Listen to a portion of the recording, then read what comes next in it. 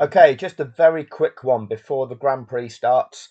I hope you all have a great Monaco Grand Prix. Hope you get to see some amazing racing with some amazing overtakes. And I hope you get to hero worship the billionaire with his 6 models on his yacht.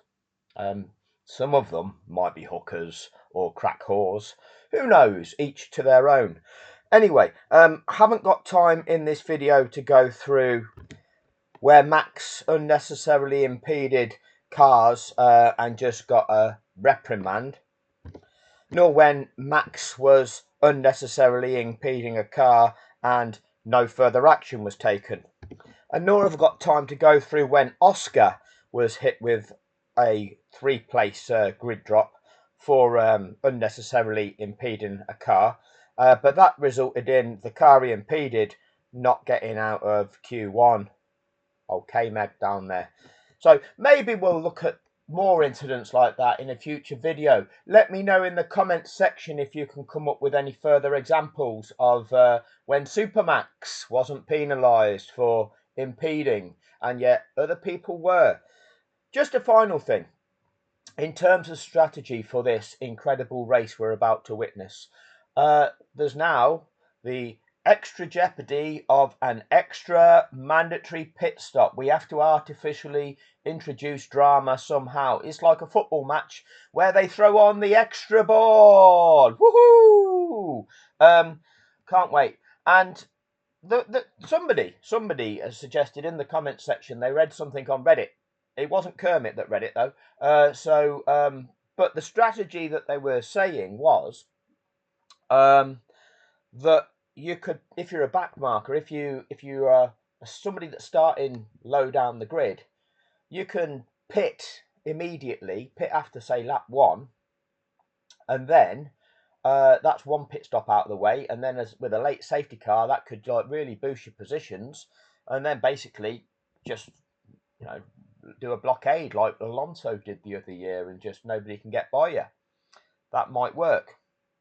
I mean, if you actually think that one through, we know by the end of lap 1 it's likely to be 7 to 10 seconds field spread, because even at Monaco, like just the cars running nose to tail, there's half a second to a second between each car.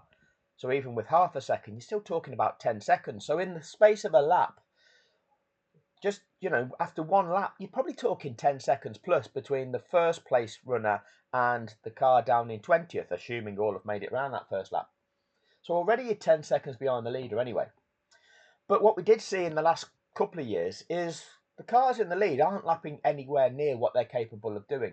We're not expecting them to be at pole setting lap times because, again, like Martin Brundle suggested that Max needed to do in Abu Dhabi 2021, Max would have needed to do 20 bonsai qualifying laps to have any chance of even catching Lewis Hamilton back then.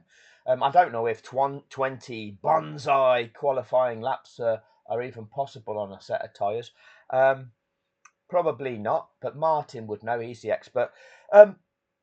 But if the cars, and we saw this in I think last year and probably the year before, they're probably lapping 6, 7, 8 seconds off the pace that they could potentially run at race pace. The reason is that there is no value to just pushing the whole race through.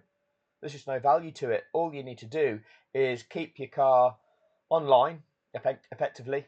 It's all about lines around Monaco, and as long as you take a line that means there's no space for them to attempt an overtake, you don't have to be on optimum pace.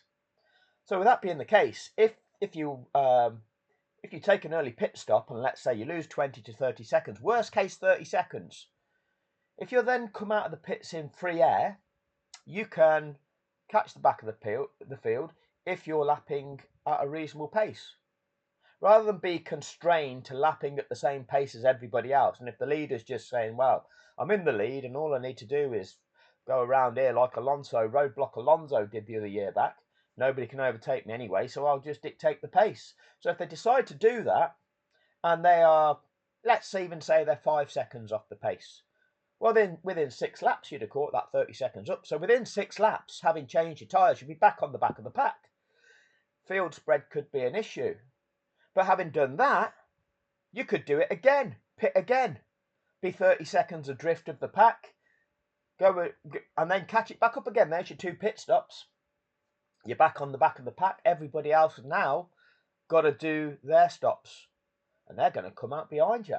Even if there's a safety car, that might turn a 20 to 30 second stop into a 15 to 20 second stop.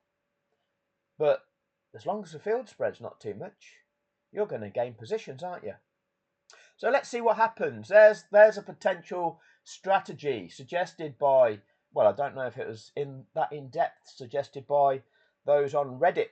But keep your eye out for it. Let's just say that this is the sort of thing that these teams and drivers should be wary of. And let's see if somebody can make that sort of thing work. Is it worth a gamble? Is it worth a gamble? Does that make, if somebody tries it, does that then put the pressure on those at the front to have to start lapping faster? Let's see. Anyway, enjoy the spectacle and enjoy the attention media whores. Attention media whores? Well, the attention-seeking media whores. Thank you for your time.